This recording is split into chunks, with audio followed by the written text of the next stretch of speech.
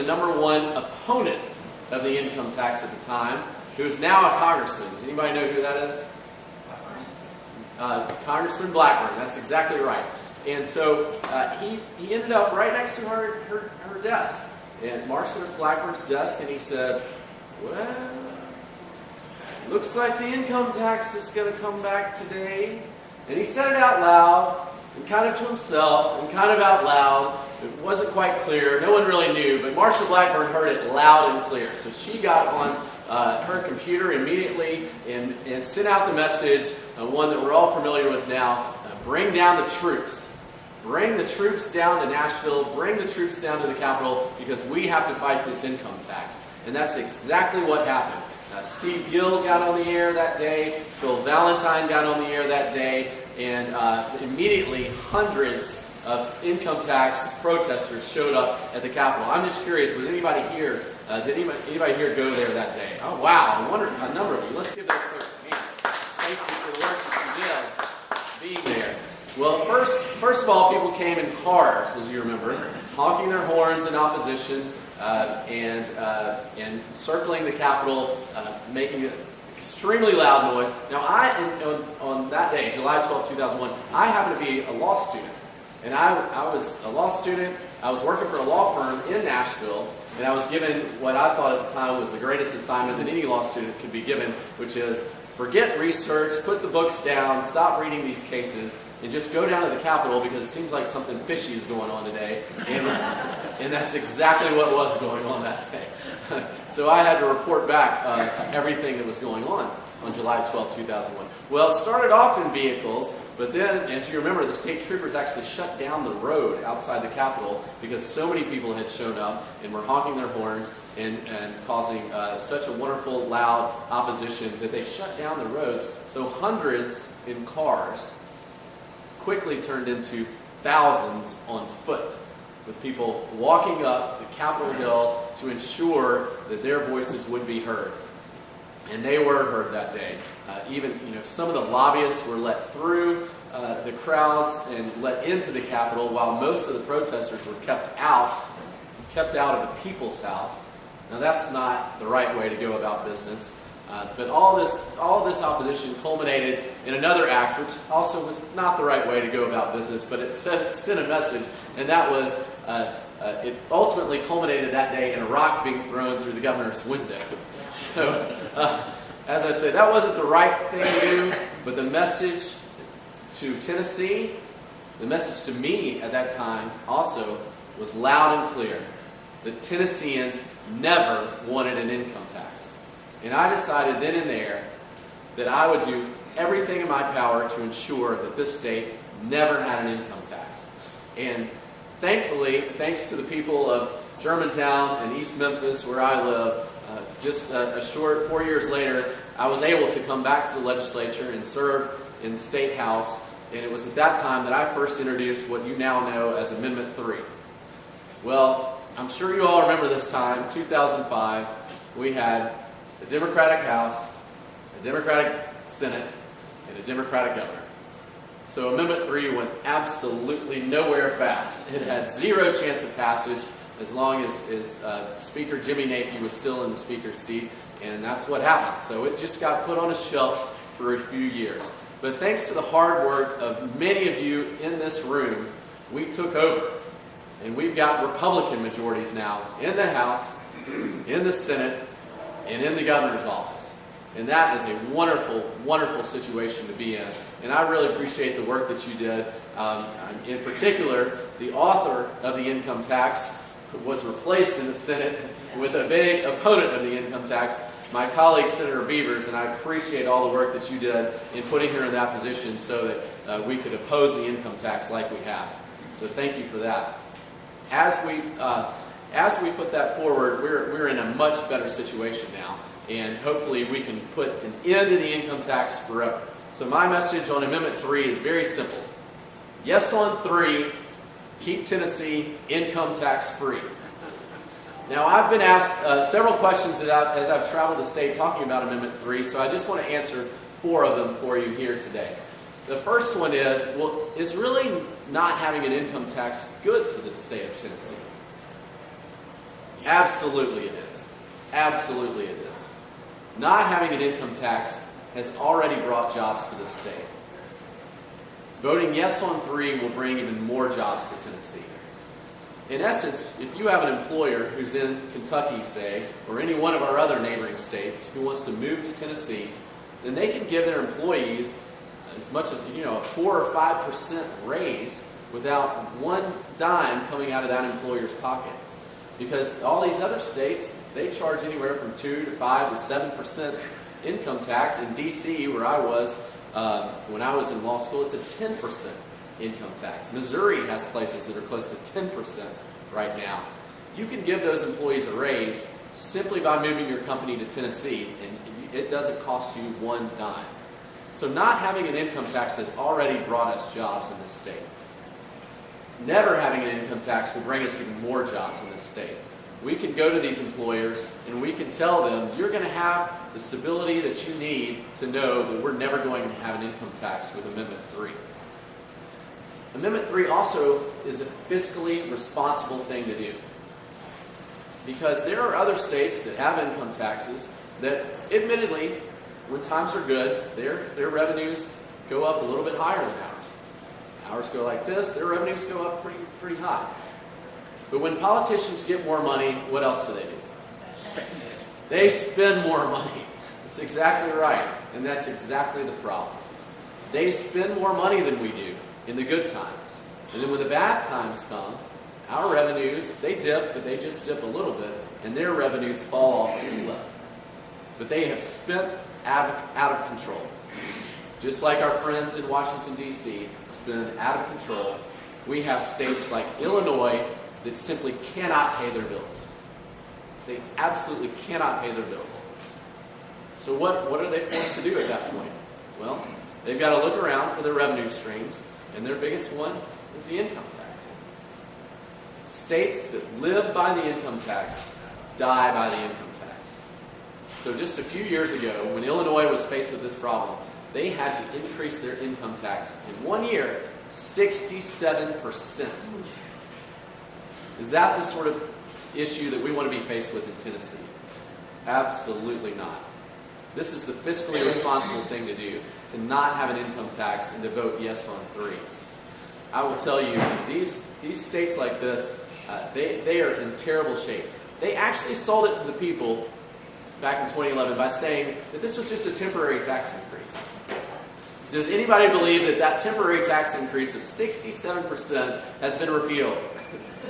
No, of course not. It hasn't been repealed, and it'll never be repealed, because states that live by the income tax die by the income tax. There's also a lot of fear-mongering going on right now among our opponents of Amendment 3.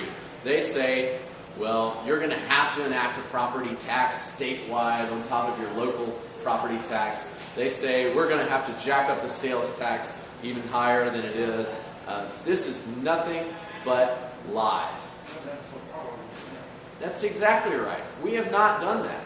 In fact, in the last 3 years, with Republican supermajorities in the legislature, not only have we not raised these taxes, we've cut 4 taxes in the last 3 years. 4 taxes. We cut the sales tax on food. We cut the inheritance tax. We cut the gift tax. And we cut the hall tax on interest and dividends. We cut 4 taxes while at the same time we've increased the revenues that have been coming into this state. Because that's just good policy. If you encourage jobs to come to Tennessee, then you're going to have more jobs in Tennessee, you're going to have more money, and you're going to be able to cut some of these taxes. That's exactly what we've done. Now, a second question that people have asked is, why do we need to go about passing Amendment 3 right now? It seems like there's not a whole lot of appetite in the legislature for an income tax. That's absolutely true. But it was just 12 years ago that we came up only 5 votes short of having an income tax in the House. So I appreciate that you've got people like Mark Pody here now representing you in the House, Representative Micah Van Huss, who came down here all the way from Johnson City to help give you good, solid, conservative representation in the House to ensure that we don't come 5 votes short again of having an income tax. That is extremely important. It was just 4 years ago just 4 years ago, that we had 8 members of the legislature who proposed an income tax again. Now that's a lot. We only have 132 of us. So 8 of them thought 4 years ago, this is still a great idea and we should push this. This could easily come back in the next few years if we don't solve this question right now. Also, while opposition may be strong on the state level, it's not as strong on the local level. Hopefully, on your city councils and your county commissions, you're not planning on having an income tax anytime soon. Is that right? That's right. Okay, well, I'm glad to hear that. Unfortunately, I come from a county, Shelby County, that has planned it in the past, and in the not too distant past. We had a Republican county commissioner who proposed what's called a payroll tax. Friends, a payroll tax is nothing more than an income tax by another name. All it is it takes the money straight out of your paycheck and sends it to the trustee the same way an income tax works, except that the employer has to take the money out as opposed to you, the employee. So this is an income tax by another name. Now, this was proposed, as I said, by actually a Republican county commissioner. And then it was actually put on the ballot for the city of Memphis to vote on. And even the liberal voters in the city of Memphis voted no on a payroll tax a few years ago. So I am actually proud of those voters for that vote. But then it came back and it was proposed to be a county tax. And thankfully that was unsuccessful as well. But we had a city mayor who was sitting as city mayor for over 15 years who was pushing this idea. So if you vote yes on Amendment 3, you will not only prevent the income tax on the state level, but you will also prevent the income tax on the local level, and you will also prevent a payroll tax on either the state or the local level. The other reason why we need to pass this amendment right now is because we're not going to have these supermajorities forever. Jeff has worked a lot on getting us here. We've had a number of candidates who have won our races over the last few years, but that's not going to last forever in this state. And we have to take advantage of these numbers while we've got them. If you look at at the process of how you go about amending the Constitution, you'll find it's very, very difficult. You have to first pass the House and the Senate by a simple majority. Then you got to wait 2 years. You got to come back, and it has to pass the House and the Senate by a 2/3 majority.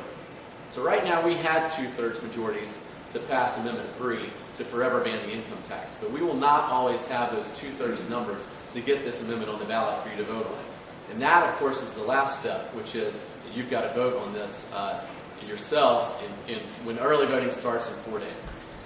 So another question that I'm asked is, well, what about this issue of constitutionality? Isn't it already unconstitutional to have an income tax in Tennessee? There are many of us who believe that way. I believe that way. Unfortunately, as I told you, 45 members of the House a few years ago obviously did not believe that. They thought that it could be constitutional. Because the argument is somewhat of a weak argument. It's an argument by silence.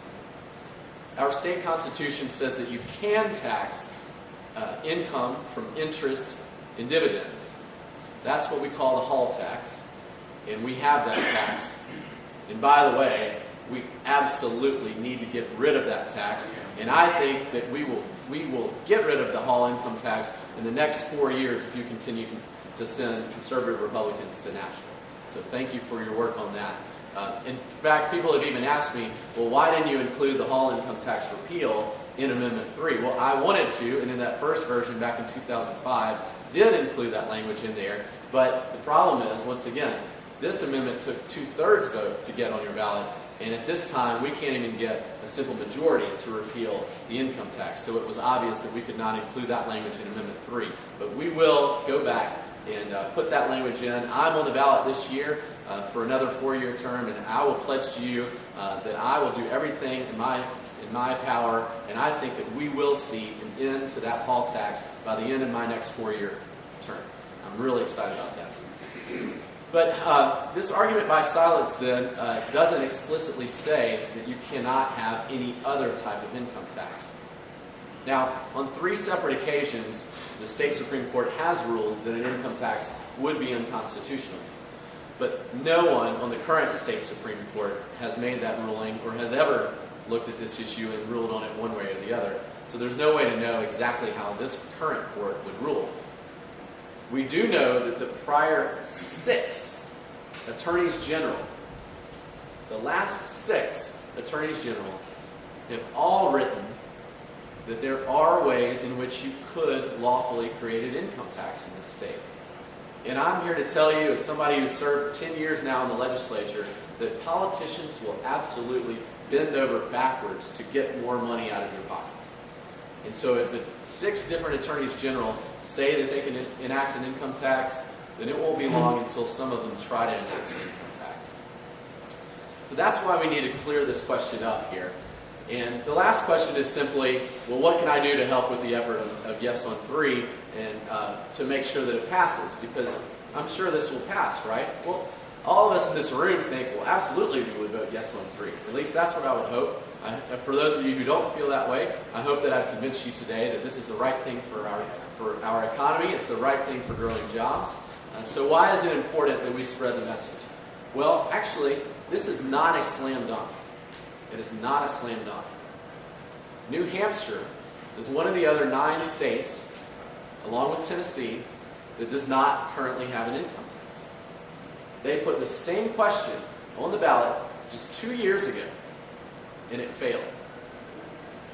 Just 2 years ago, it failed in New Hampshire. These were people who knew the benefits of not having an income tax, but when they were asked to put it in their constitution, they chose not to do so.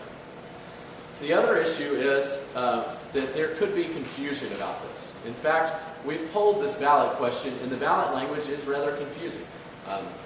It starts off with the word notwithstanding. That's about the worst word you could possibly put in there, and I'll take the blame on that one. This was language that we were looking at to make it as rock solid as possible, that any Supreme Court, no matter how liberal, would never be able to allow an income tax. So we started off with that phrase. However, the rest of it I thought was pretty clear when we passed it in the Senate, but we sent it over to the House and they started messing with the language and it came back different.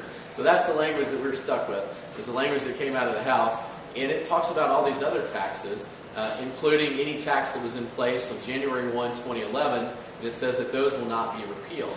So it's possible that you could, if you have an uninformed voter, that your friend, your neighbor, that you haven't told about this amendment, they could read it, and it's possible that they could even think that it somehow is keeping taxes or raising new taxes, which of course it is not doing in any way, shape, or form. So we've got to spread the word to clarify what this is doing for all those people out there that we polled and said, many of them said that they are undecided on the issue. They simply didn't understand the ballot language. Also, when you look around, you've got to ensure that everyone is very clear about it, because amendments require a supermajority to go into the state constitution. There's another provision of the Constitution that says that you not only have to get a majority of those who vote for the amendment, but you have to get a majority of those who vote in the governor's race.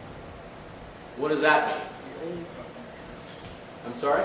The past governor. No, in the current governor's race. The current governor's race, the same one that's going to be on your ballot 4 days from now when you go to vote or in early voting. So what that means is, if you vote for Governor Haslam, and then you skip Amendment 3, or any one of the other amendments, this applies to all 4 of them, then that counts as a no vote. That counts as a no vote. So if we don't vote for Haslam and vote for this, just saying. Well, that's not something that I'm. You can't say that. I'm not advocating that at all. I am very excited about voting for Governor Haslam, and we absolutely have to get him back in there. He has done a wonderful job for the state, and he needs our support.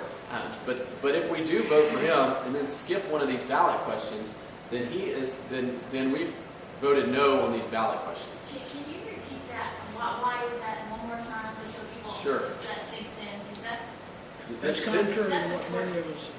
This is really important. This is really important. You have to get a majority voting yes of those who vote in the governor's race. This year's governor. This year's governor's race. That's exactly right. Let's take some simple numbers. Let's say there are only 10 people here who vote this year. Let's say only 10 people vote. Okay? and let's say all 10 of them, let's say 9 of them vote for Governor Haslam, 1 of them votes for one of the other guys who's running, okay? So all 10 vote in the governor's race.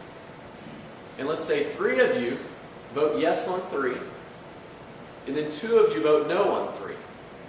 So that's a majority who voted yes, 3-2, but that does not win. Because you have to have a majority of all 10 of you. You need 6 of you to vote yes on 3 for this amendment to pass. So that is why we have to educate our friends and our family members on Amendment 3, because if they leave it blank, that's just as good as a no vote. It's got to be a simple majority of those who vote in the governor's race. Question? This question is a hypothetical, and I'm going to stress, I'm not planning on doing this, but what if someone went to the polls and they didn't want to vote either way? They just didn't want to vote in the governor's race, or they wanted to vote against him. Now, however they vote on the amendments, it's a total separate thing, and that's okay, right?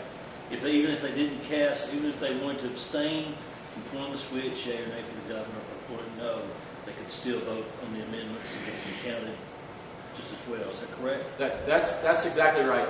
You do not have to vote in all of the other races, including the governor's race, to vote on the amendment. That's not what I plan on doing. Right. I just wanted to stress. I wanted to ask that question. You can vote, as with any election, you can vote on any particular race that you want to vote on, and you can leave others blank in that scenario. So you would lower the group of 10 from 10 to 9, but that is not something that I am advocating at all. Governor Haslam absolutely needs our support, and if we had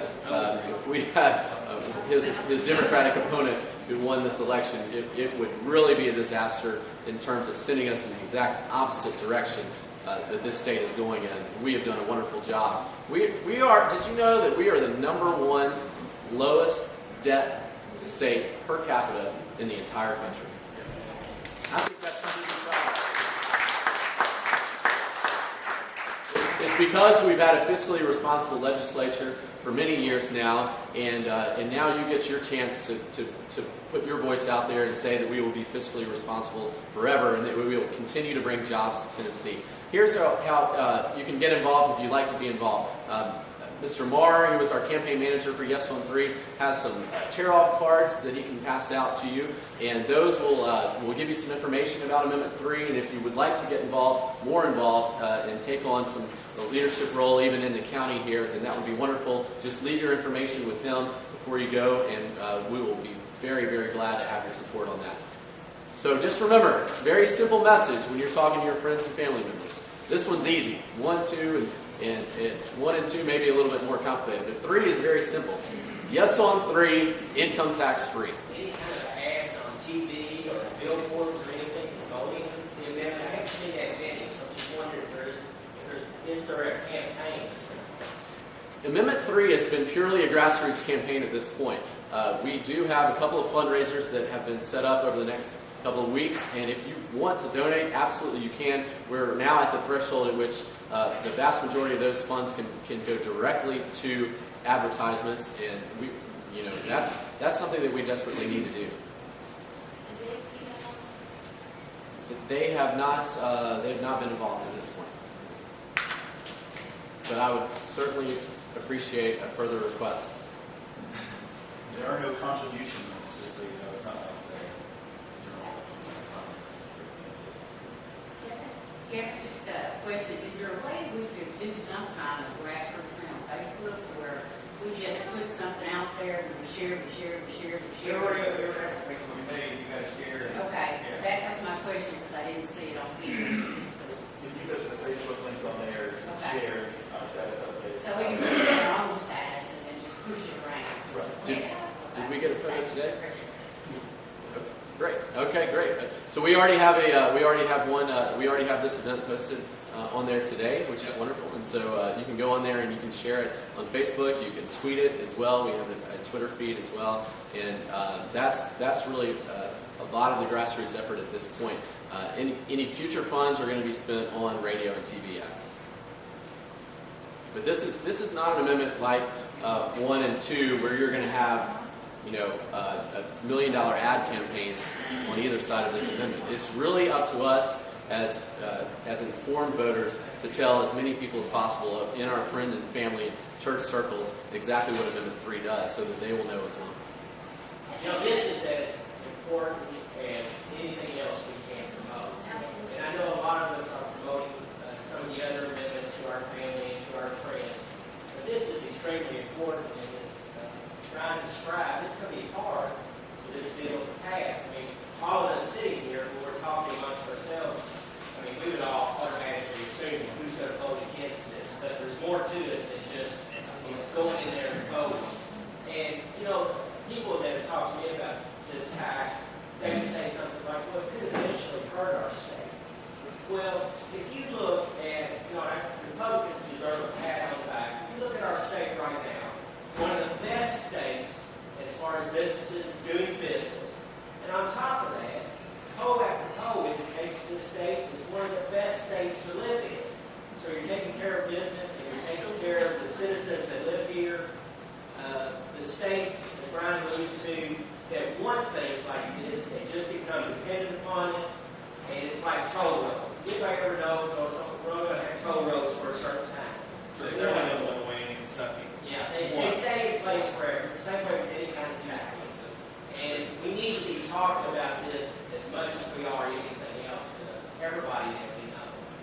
Because when this gets defeated, or if it doesn't, you'll have every Democrat that's elected saying, the people have spoken. They wanted the income tax, and here it comes. You know? That is exactly my fear, is that if it is defeated, then people will come back and propose an income tax. Is there any organized opposition, and what are they doing? There are a couple of different groups who are opposed to Amendment 3. They don't seem to be terribly active at this time, but the main thing that they're doing is they're speaking to the news media, and they're telling folks that they're spreading this fear-mongering about all these new taxes that are going to come if Amendment 3 passes, which, as you mentioned before, we've never had in the state of Tennessee. We've never had an income tax. We've never had a need for any sort of property tax or increase in our sales tax beyond where we are today. But nonetheless, they're going to keep spreading this message. It's almost like everything's lining up to be just perfect this time. And if we miss this window, we will not have, I mean, everything won't line up, it may or may not, and so it's almost like it's now or never. I certainly feel that it's now or never. I mean, this amendment, it took 5 years to get this amendment before you, just on the Senate side alone. That is a really daunting task, and I'm not sure that we could bring it back ever again. Thank you for doing everything